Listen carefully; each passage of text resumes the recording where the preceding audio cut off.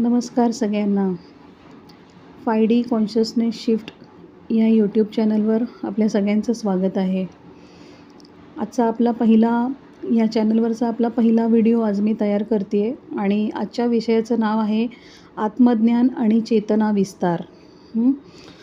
तर आता आपण अनेक स्तोत्र आणि पोथ्या, पुराणं जी काही आहेत त्याच्यामध्ये आपण नेहमी अशी वाक्य वाचलेली आहेत. कुठली वाक्य? मी तव चरणाचा अंकित, मी तुझ्या चरणीची धूळ, मी पापी मतिहीन, मी बुद्धिहीन मतिमंद, येवोनी मज रक्षावे. अशी वाक्य आपण अनेक पोथ्या, स्तोत्र, पुराणं ह्यामध्ये वाचतो. त्याच्यामध्ये काय म्हटलं आहे की आपण अगदी हीन-दीन आहोत, आपण ईश्वराच्या चरणाची धूळ आहोत, आपण नगण्य आहोत, असं त्याच्यामध्ये म्हटलं गेलेलं आहे. तर ह्या सगळ्यामध्ये लिहिलं आहे त्याप्रमाणे आपण खरंच असे हीन-दीन आहोत का हो? यामागचं सत्य जाणून घेण्याचा कधी आपण प्रयत्न केला का, की आपण असं का लिहिलं आहे आणि कोणी लिहिलं आहे? तर आपण ह्याच्या मागचं सत्य कधी जाणून घेण्याचा प्रयत्न केला का? पृथ्वीवर सगळ्या धर्माचे अनेक धर्म आहेत, अनेक धर्माचे अनेक थोर अवतार, गुरु, तपस्वी, साधू आणि संतपुरुष होऊन गेले. त्या सगळ्यांनी जी मूळ शिकवण दिली ती कुठली होती? बंधुभावाची होती, प्रेमाची होती, शांती, करुणाची होती, क्षमाशीलतेची होती आणि एकत्वाची होती.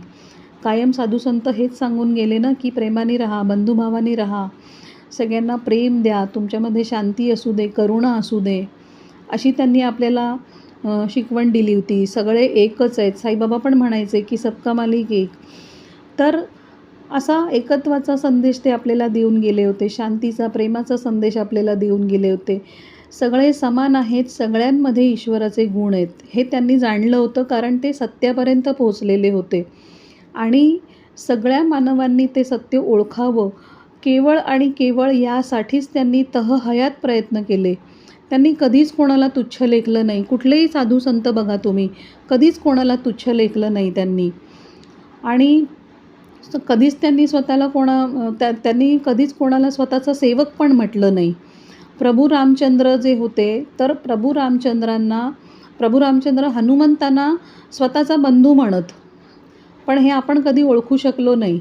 ते कधी माझा सेवक आहे असं नाही म्हणायचे, ते म्हणायचे नेहमी बंधू हनुमंतांना, पण आपण ओळखू शकलो नाही. आणि त्यांच्या निर्वाणानंतर म्हणजे हे जे सगळे थोर पुरुष होते, साधू संत महात्मे जे होते, अवतार होते, तर ह्यांच्या निर्वाणानंतर त्यांची जी मूळ शिकवण होती बंधुभावाची, प्रेमाची, एकत्वाची, तर ही त्यांची मूळ शिकवण आपल्यापर्यंत न पोचवता त्या त्या वेळच्या फॉलोवर्सनी त्या विविध गुरूंचे पंथ निर्माण केले आणि मूळ शिकवणीमध्ये फेरफार करून त्या गुरूंना तुम्ही शरण नाही गेलात, ते अवतार जे होते त्यांना तुम्ही शरण नाही गेलात, तर मग तुमचं वाईट होईल किंवा मग तुम्हाला तुमचं चांगलं होणार नाही किंवा तुम्हाला स्वर्गात जागा मिळणार नाही, असं आपल्या मनावरती ठसवलं गेलं होतं.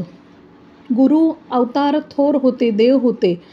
साधारण मानव जे आहोत आपण ते तुच्छ आहोत. जेव्हा पृथ्वीवर पाप, अनाचार वाढतील तर त्यावेळेला हे अवतार जन्म घेतील, दुष्टांचा नाश करतील आणि आपल्याला वाचवतील, असंच आपल्याला आजवर सांगितलं गेलेलं आहे. आणि सगळ्या पोथ्या पुराणामध्ये, ग्रंथामध्ये पण तसंच लिहिलेलं आहे. आपण अजूनही अवतारांची वाट पाहतोय. आपण वाट बघतोय ना, की हिंदू धर्म आहे आपला, आपण वाट काय बघतोय की कल्की येईल आणि मग कलियुगाचा अंत होईल, दुष्टांचा तो नाश करेल.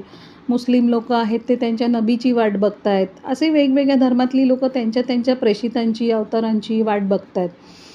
पण आपल्याला शिकवण काय दिली होती ह्या सगळ्या संत महात्म्यांनी, अवतारांनी, की आपण प्रत्येकजण अवतार आहोत, फक्त मायेपासून दूर व्हा. माया म्हणजे काय? ही जी माया आहे, जी काही आपण आत्ता जीवन जगतोय, आपण मायाजाळामध्ये अगदी लिप्त झालेलो आहोत, त्यामुळे आपल्याला दिसत नाही आहे. तर त्यांनी सांगितलं होतं की मायेपासून बाजूला व्हा आणि हाच संदेश ते द्यायला आले होते, की आपल्यातलं देवत्व ओळखा. पण आपण काय केलं? आपण त्यांना देव केलं आणि त्यांना सांगितलं नाही तुम्हीच आम्हाला यातून बाहेर काढा. पण हे आपणच बाहेर पडू शकतो. तर आता सांगणार आहे मी पुढे सगळं, हे मी का असं सांगते ते. तर थोर पुरुषांनी हा जो मूळ संदेश आपल्याला दिला होता, कुठला? की तुम्ही प्रत्येकजण अवतार आहात, तुमच्या प्रत्येकाच्या आतमध्ये ईश्वर आहे, त्या ईश्वराला तुम्ही ओळखा. तो ईश्वर आणि तुम्ही वेगळे नाही, असं त्यांनी आपल्याला मूळ मेसेज हा दिला होता. पण त्या मेसेजमध्ये सुद्धा मॅन्युप्युलेशन केलं गेलं. का केलं गेलं? कारण मानव चेतना जी आहे ती कायम खालच्या स्तरावर राहायला पाहिजे. आपल्यामधील अनंत क्षमता आहेत. आपल्यामध्ये खूप सारे चांगले गुण आहेत. तर त्या आपल्या खऱ्या स्वरूपाची आपल्याला जाणीव होऊ नये म्हणून त्या मूळ मेसेजमध्ये, त्यांच्या मूळ शिकवणीमध्ये सगळा हा फेरफार केला गेला. आणि ह्या जगामध्ये केवळ आणि केवळ मानवता हाच एक धर्म आहे. बाकी जाती, धर्म, पंथ हे सगळं मानवाने निर्माण केलं आहे, ईश्वराने नाही निर्माण केलं. समाजातील काही काळ्या विचारसरणीच्या लोकांनी हे मॅन्युप्युलेशन केलं. ईश्वराने केलेलंच नाही. ईश्वराने जर का धर्म वेगवेगळे केले असते तर त्याने मानव पण वेगवेगळे केले असते ना. अमुक धर्माचा मानव असा, तमुक धर्माचा मानव तसा, असं त्याने वेगवेगळं प्रत्येकाला बघा ना, आता आपल्याला सगळ्यांना अवयव तर सारखेच आहेत की नाही. 2 डोळे आहेत, 2 कान आहेत, 2 हात आहेत, 2 पाय आहेत, असं आहे ना आपल्याला सगळ्याच मानवांना, भले तो कुठल्याही धर्माचा असू दे. तर त्याने जर का भेदभाव केला नाही, पण मग मानवांनी ह्याच्यामध्ये भेदभाव केला, म्हणजे आपणच केलेला आहे भेदभाव. आणि हे का केलं? कारण की त्यांना लोकांवर राज्य करता यावं. सोपा रूल त्यांनी वापरला, डिवाइड अँड रूल. म्हणजे वेगवेगळे जाती, धर्म, पंथ वेगवेगळे करा आणि मग त्यांच्यावर राज्य करा, हे तत्त्व त्यांनी वापरलं. जाती, धर्म, पंथ यात मानव जर का गुंतून राहिला तर त्याला एकत्वाची जाणीव होणार नाही. तो आपापसातच लढत भांडत राहील. त्याची ऊर्जा, त्याची चेतना त्याच्यातच अडकून राहील आणि आपल्याला त्यांच्यावर वर्चस्व प्राप्त करता येईल, हा त्यांचा उद्देश होता. नीट समजून घ्या सगळं हे कसं मॅन्युप्युलेशन होत गेलं आत्तापर्यंत. ज्याने हे सबंध विश्व, समस्त ब्रह्मांड निर्माण केलं, ती शक्ती केवळ एकच आहे. मानवानेच वेगवेगळ्या धर्म, पंथी, जाती निर्माण केल्यानंतर ईश्वर, अल्ला, जीसस अशी त्या मूळ शक्तीला विविध नावं दिली गेली. बघा, मूळ शक्ती एकच आहे ना. मूळ शक्तीमधूनच समस्त ब्रह्मांड निर्माण झालं आणि मग ते समस्त ब्रह्मांड निर्माण झालं, मानव निर्माण झाले. मानवाने जाती, धर्म वेगवेगळे स्वतःचे बनवले. मग आपापला देव बनवला वेगवेगळा त्यांनी. मग त्या धर्मांप्रमाणे नावं दिली गेली. ईश्वर आहे, अल्ला आहे, जीसस आहे, अशी त्या मूळ एकच शक्ती जी होती तिला वेगवेगळी नावं देण्यात आली. हे डिवायडेशन झाल्यानंतर वेगवेगळ्या बिलीफ सिस्टम्स निर्माण झाल्या, वेगवेगळ्या मान्यता निर्माण झाल्या आणि प्रत्येकजण काय सांगायला लागला? आमचाच धर्म चांगला. हे प्रत्येकजण हिरिरीने सांगू लागला. इतर धर्मांना कमी लेखू लागला. जाती धर्मासाठी अनेक युद्ध झाली, मानव संहार झाले. तर ह्या सगळ्यामध्ये त्या ईश्वरी मूळ चेतनेचं काय झालं? ती तर प्रत्येक मनुष्याच्या आतमध्येच होती ना. आणि ही चेतना म्हणजेच त्या सृष्टीकर्त्याचे सूक्ष्म रूप. आपल्या आतमध्ये जी चेतना आहे ती चेतना त्या मूळ सृष्टीकर्त्याचं रूप आहे, त्याचाच अंश आहे. आणि ही चेतना ह्या धर्मयुद्धामध्ये, ह्या भेदभावामध्ये अडकून राहिली. तिचा विस्तार थांबला. तिला स्वतःच्या उन्नत पातळीपर्यंत जाताच आलं नाही. आणि जर तिचा विस्तार झाला असता तर मग मानवाला जाणवलं असतं की ज्या शक्तीने हे विश्व जे आहे हे स्वतःपासून निर्माण केलं, तिच्यामध्ये अनंत क्षमता आहेत, दिव्यता आहे त्या शक्तीमध्ये. तिथे कुठलीच कमतरता नाही आहे. ती शक्ती पूर्ण आहे. पूर्णामधून जे निर्माण होतं ते पूर्णच असतं. आणि आपणसुद्धा त्या शक्तीचाच एक अंश आहे. तोच अंश प्रत्येकाच्या आतमध्ये आहे, प्रत्येक मानवाच्या आतमध्ये आहे. आणि माझ्यामध्ये कुठलीही कमतरता नाही. त्या विश्वनियंत्याप्रमाणे मी सुद्धा संपूर्ण आहे. बघा, जर का समुद्रामधून पाण्याचा एक थेंब बाजूला केला तर तो वेगळा दिसतो. पण तो थेंब पुन्हा समुद्रामध्ये सोडला की तो थेंबसुद्धा समुद्रच बनतो. मग आपल्याला वेगळा थेंब ओळखता येणार आहे का समुद्रामधला? नाही. तर जो मूळ सृष्टीकर्ता आहे त्याची जी चेतना आहे तीच चेतना करोडोंमध्ये विभागली गेली आहे. म्हणजे आपण सगळे ही चेतना एक झाली की मग तो ज्याने विश्व निर्माण केलं तो सृष्टीकर्ता आणि आपण वेगळे नाही ना. तर हे जे सगळे अनेक थेंब आहेत, अनेक थेंब म्हणजे मी जे आत्ता समुद्राचं उदाहरण दिलं, थेंबाचं उदाहरण दिलं की समुद्रातनं पाण्याचा एक थेंब बाजूला गेला तर तो वेगळा दिसतो, पण पुन्हा समुद्रात सोडला की तो थेंबसुद्धा समुद्रच बनतो. तर ते अनेक थेंब म्हणजे आपण सगळे. हे सगळे थेंब पुन्हा समुद्रात टाकल्यानंतर ते एक झाले की मग कुठे राहिलं वेगळेपण, कुठे राहिला भेदभाव. आपण सगळेच जण त्या शक्तीमध्ये म्हणजे कोणामध्ये ईश्वरामध्ये सामावून पुन्हा ती मूळ शक्तीच बनू ना. ह्या साध्या उदाहरणावरनं ही गोष्ट लक्षात येते. जर सृष्टीकर्त्याने ही सृष्टी स्वतःमधून निर्माण केली तर सृष्टीचा विलय झाल्यानंतर ती पुन्हा त्यातच विलय होईल. मग तिथे वेगळेपण, कमतरता किंवा हीनता कुठे आहे? मला सांगा, आपण जर का सृष्टीकर्त्याचा अंश आहोत, तर मग आपल्यामध्ये वेगळेपण किंवा कमतरता कुठे आहे? आपल्यामध्ये हीनता कुठे आहे? आणि पोथ्या पुराणांमध्ये सगळीकडे काय म्हटलं गेलेलं आहे? जे मी सुरुवातीलाच वाक्य म्हटली होती, की मी हीन, दीन, मी पापी, मी दुष्ट, असं सगळं म्हटलं गेलेलं आहे त्याच्यामध्ये. तर ही कमतरता आणि हीनता जी आहे ना, ही आपल्या मनामध्ये आहे. आपलं कंडिशनिंग असं आत्तापर्यंत केलं गेलेलं आहे. तर प्रत्येकाच्या धारणा आणि बिलीफ सिस्टीम ह्याच्यामध्ये ही सगळी कमतरता आहे आणि ही पाळंमुळं इतकी खोल रुजलेली आहेत, की म्हणजे ती काढणं मुश्किल आहे. पण कठीण नाही आहे. आपण योग्य प्रकारे जर का स्वतःवर काम आता सुरू केलं, आपण जागे झालो, सत्य जाणून घेतलं, तर ही पाळंमुळं आपण सहजपणे काढू शकतो. आणि ती काढून टाकली तर सगळेच जण त्या सृष्टीकर्त्याचे स्वरूप होऊ शकतील, स्वतःला ओळखू शकतील आणि द्वैत भावातून मोकळे होऊ शकतील. द्वैत भाव म्हणजे काय? की मी वेगळी आहे, समोरचा व्यक्ती वेगळा आहे, तुम्ही वेगळे आहात, असं आपल्यामध्ये प्रत्येकामध्ये सेपरेशन आहे. ह्याला काय म्हटलं आहे? द्वैत म्हटलं गेलेलं आहे. आणि आपण कोण आहोत? आपलं मूळ स्वरूप जे आहे ते अद्वैत आहे. म्हणजे आपल्यामध्ये एकत्व आहे, वननेस आहे. फक्त मायेची आवरणं आपण बाजूला करून पाहिला पाहिजे. जर का आपण पाहिलं, ती दृष्टी आपल्याकडे आली, सगळ्यांमध्ये एकत्व जे आहे ते बघण्याची, तर आपण ह्या द्वैतभावातनं मुक्त होऊ शकतो.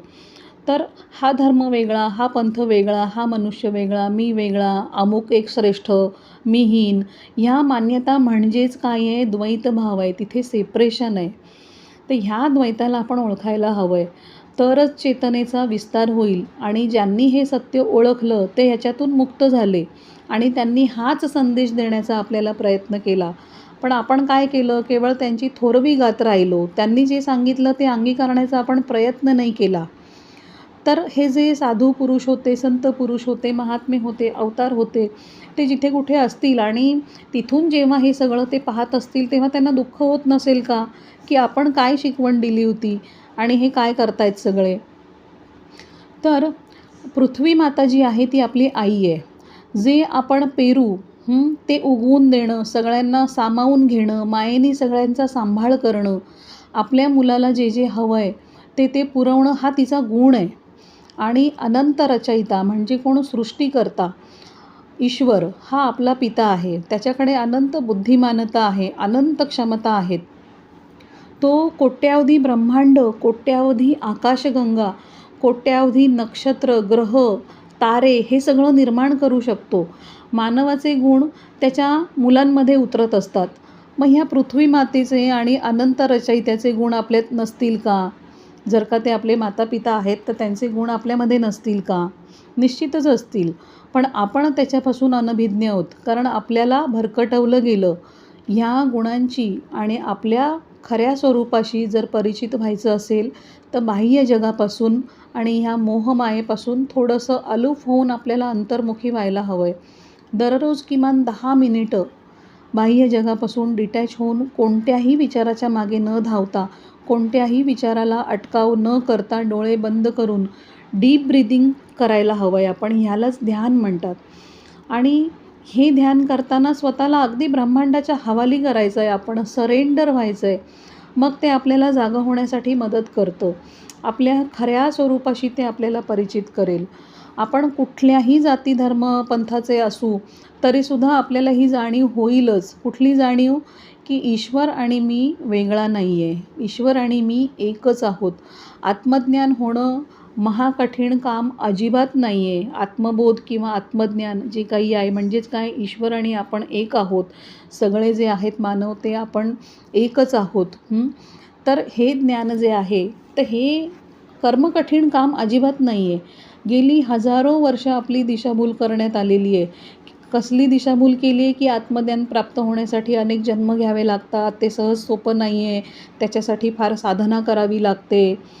असं सगळं आत्तापर्यंत आपल्याला सांगितलं गेलं, पण ते कसं प्राप्त करायचं याबद्दल मात्र कोणी सांगितलं नाही. आणि आज ह्या व्हिडिओमधून आत्मज्ञानाच्या जागृतीची एखादी जरी ठिणगी तुमच्या आत पडली असेल तर तिला विझू देऊ नका. स्वतःला हीन, दीन आणि कमी समजणं बंद करा. तसा कुठे उल्लेख आढळला तर समजून घ्या की याच्यामध्ये मॅन्युप्युलेशन आहे. हे भरकटवत आहेत आपल्याला. अनंत रचयिता जो आहे, जो सृष्टीकर्ता आहे, तो सगळ्या गुणांनी, अनंत बुद्धिमानतेनी, अनंत क्षमतांनी आणि दिव्यतेने संपूर्ण आहे. आपणही त्याचंच एक सूक्ष्म रूप आहोत. आपल्यात पण त्याच क्षमता आहेत, तेच गुण आहेत, तीच बुद्धिमानता आहे आणि त्याच दिव्यता आहेत. आपणसुद्धा संपूर्ण आहोत हे लक्षात ठेवा. हा विषय खूप खोल आहे. यातला फक्त गाभा जो आहे तो तुमच्यापुढे मी सहज सोप्या भाषेत ठेवण्याचा प्रयत्न करते. आता आपण आपल्या डोळ्यांनी जे जग पाहतो, तर जे जग आपण पाहतोय ते आपलं स्वतःचं क्रिएशन आहे.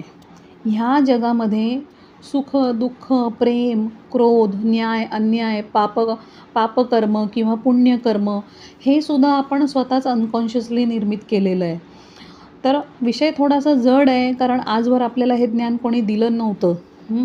तर तुम्ही हा विषय समजून घ्याल अशी आशा मी करते. तर असं समजा, खरं तर समजा म्हणणं चूक आहे, कारण सत्य हेच आहे की आपल्यामध्ये अनंत क्षमता आणि दिव्यता आहेत. आपण केवळ विचारांद्वारे हवं ते निर्माण करू शकतो.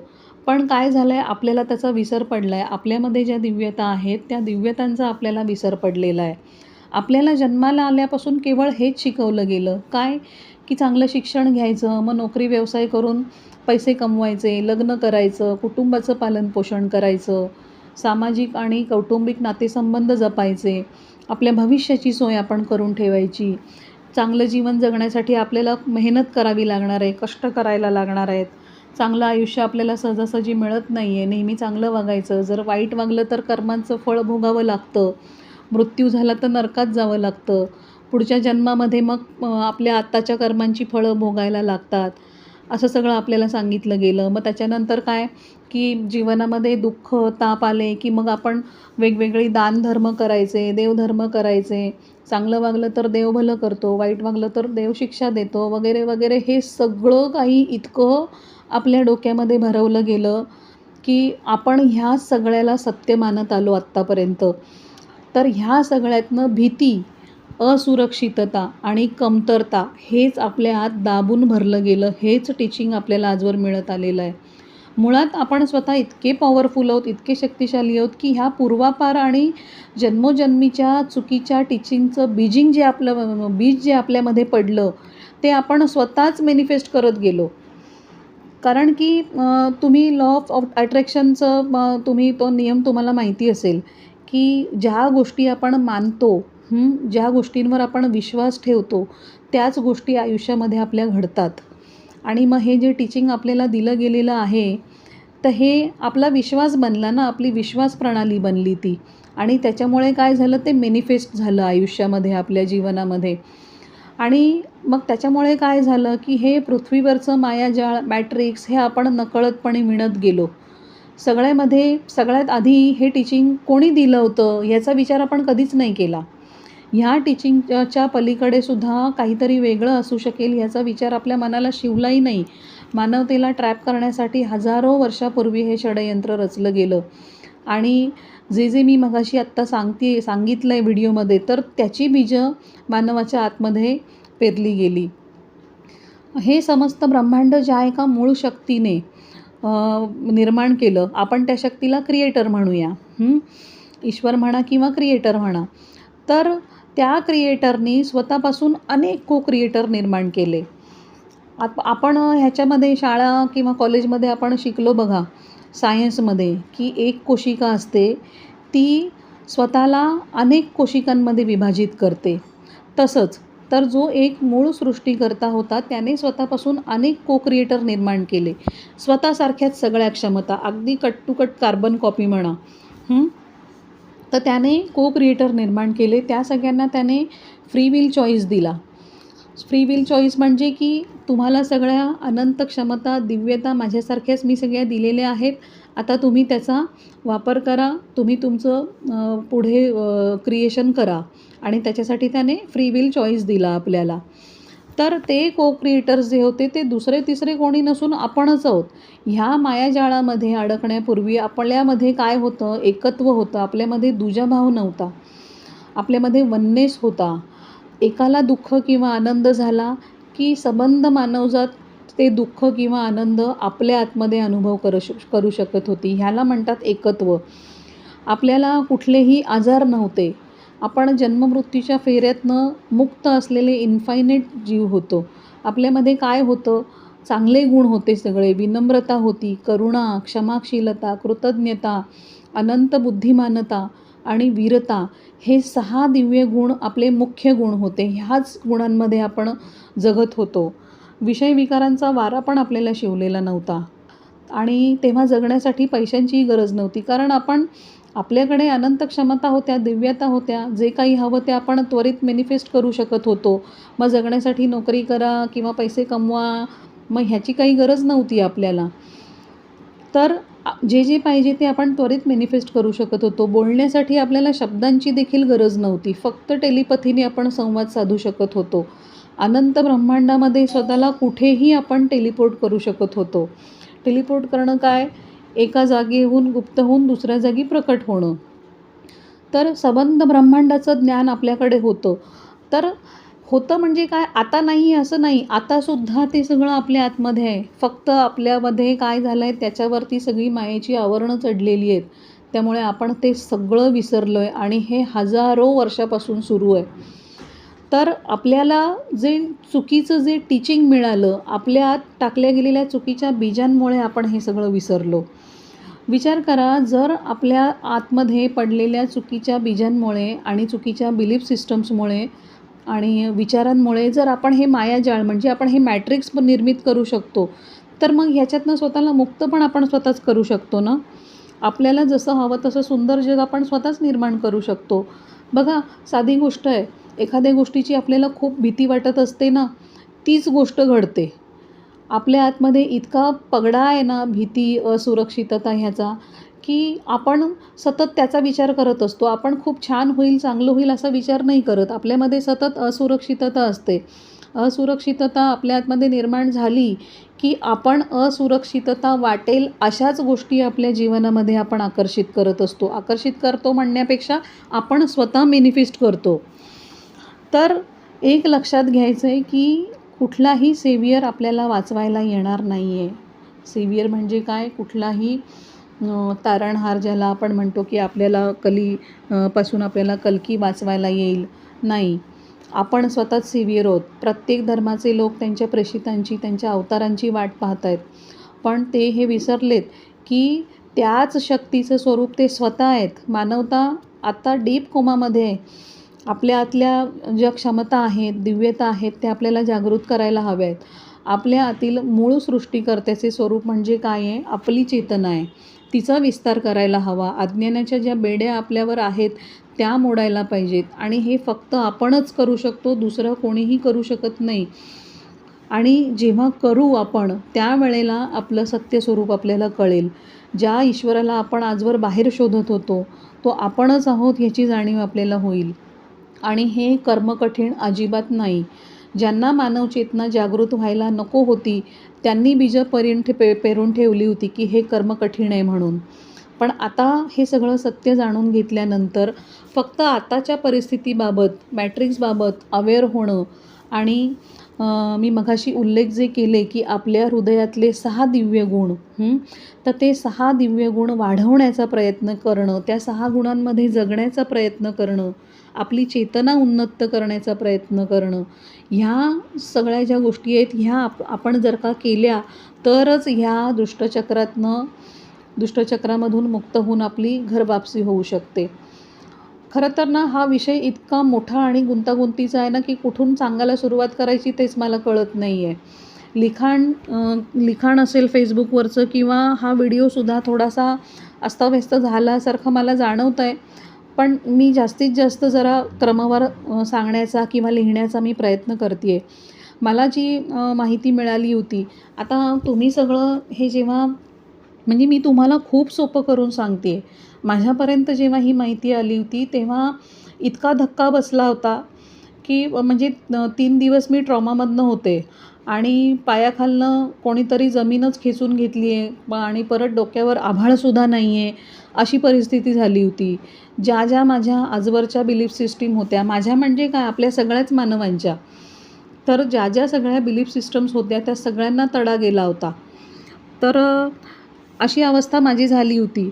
पण तितकं सगळं त्या पद्धतीने न सांगता मी तुम्हाला हे खूप सोपं करून सांगण्याचा प्रयत्न करते. कुठल्याही प्रकारचा धक्का बसणार नाही, अशा प्रकारे मी सांगण्याचा प्रयत्न करते आहे.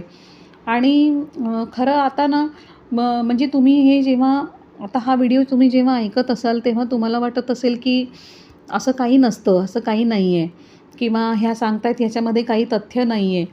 पण हेच तथ्य, ह्याच्यामध्ये तथ्य आहे, हेच खरं आहे जे मी आत्ता तुम्हाला सांगते आहे ते. आणि हे कोणाकडनं कळलेलं आहे तर प्रत्यक्ष जे लोकं ज्यांनी आपापल्या चेतनेवर काम सुरू केलं, ज्या ज्या लोकांची चेतना उन्नत झाली, त्यांना स्वतःला हे आत्मज्ञान झालेलं आहे. बघा ही जी सगळी इन्फॉर्मेशन आहे ना आपली आधीची, आपलं सत्यस्वरूप काय होतं, मग त्याच्यानंतर कसे कसे सगळे बदल होत गेले किंवा काय, ही प्रत्येक इन्फॉर्मेशन आपल्या सेल्समध्ये आहे. आणि जेव्हा आपण ध्यान करतो, ध्यानधारणा करून आपली जेव्हा चेतना आपण वाढवतो, तर त्यावेळेला ही जी माहिती आहे सगळी, हे जे नॉलेज आहे आपल्या सेल्समध्ये, हे आपण ॲक्सेस करतो. तर आता आध्यात्मिकदृष्ट्या उन्नत असलेल्या खूप साऱ्या लोकांना, गुरूंना या सगळ्याबद्दल माहिती आहे, पण तरीसुद्धा ते शांत आहेत.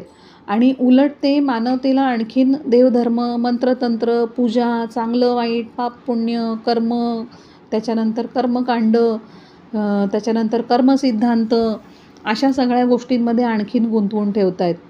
आणि हे बघून खरंच वाईट वाटतं. तर ही पोस्ट तुम्ही हा जो तुम्ही व्हिडिओ आता तुम्ही हा ऐकताय, तर हे तुम्हाला ऐकत असताना तुम्हाला वाटेल की ही काय फक्त एक रंजक कथा आहे, बाकी काही नाही. आणि तुम्ही हे खरं समजायलाच पाहिजे असं मी म्हणणार नाही. ज्या ज्या वेळेला आता सध्या पृथ्वीवरती रोज सोलर फ्लेअर्स येत आहेत. सोलर फ्लेअरमुळे काय होतं आहे, आपले सेल्स एक्सपांड होत आहेत, नवीन ऊर्जा आपल्यामध्ये भरली जाते आहे. जुनं सगळं जे आहे आपल्यातलं ना, ते सगळं काढलं जातं आहे, म्हणजे आपल्याला अंतर्बाह्य स्वच्छ केलं जातं आहे. तर सोलर फ्लेअरबद्दल पण मी लेख लिहिणार आहे.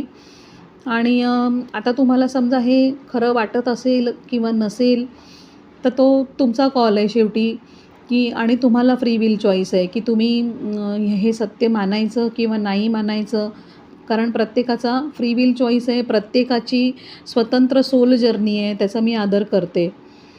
तर आज इतकंच. आणि पहिल्यांदाच सलग असं व्हिडिओ हा केला आहे. ॲक्च्युली फेसबुकवर मी माझ्या ग्रुपमध्ये, आपल्या ग्रुपमध्ये जे 2 लेख लिहिले होते, आत्मज्ञान आणि चेतना विस्तार, तेच मी वाचलेत असं म्हटलं तरी चालेल ह्या व्हिडिओमध्ये. तर तेच 2 भाग जे आहेत ते मी वाचलेत. थोडंसं त्याच्यामध्ये ॲड पण केलं आहे, म्हणजे बोलण्याच्या ओघाओघामध्ये. तर हा व्हिडिओ आता मी इथे संपवते आहे आणि पुढचा व्हिडिओ घेऊन येईन परत ह्याच विषयावरती. कारण आता आपला ग्रुपच मुळात काय आहे, 5D consciousness. 5D consciousness shift म्हणजे आपली जी चेतना आहे ती उन्नत आपल्याला करायची आहे. त्याच्यासाठी आता काय काय पुढे सगळ्या गोष्टी आपल्याला करायच्या आहेत. आणखीनसुद्धा काही धक्कादायक खुलासे आहेत, जे बाहेर अनेकांनी खुलासे हे केलेले आहेत. जे कोणी धर्मगुरू असतील किंवा आणखीन कोणी असतील आत्ताचे मॅट्रिक्समधले, ते सगळे एक्सपोज होत आहेत. खूप सारे बदल होत आहेत पृथ्वीवरती. पण काय असतं ना, आपण आपल्या जगामध्ये, आपलं जग छोटंसं असतं. आपली फॅमिली, आपलं ऑफिस किंवा आपला बिझनेस, आपलं मित्रमंडळ छोटंसं असतं आपलं विश्व. त्या विश्वामध्ये आपण गुंग असतो. आपल्याला फार काही आपण माहिती घ्यायला जात नाही चौकसपणे. पण आता ह्या सगळ्या गोष्टी समोर यायला लागल्या आहेत जगाच्या. हळूहळू सगळे एक्सपोज होत आहेत, ज्यांनी आपल्याला गुंतवून ठेवलं होतं किंवा अजूनही आपल्याला भरकटवण्याचा प्रयत्न करत आहेत. खूप साऱ्या गोष्टी आहेत. आपण स्टेप बाय स्टेप थोडं थोडं आपण करत राहूया अभ्यास, याचा माहिती घेत राहूया. तर हा व्हिडिओ मी आता संपवते. थँक्यू. धन्यवाद.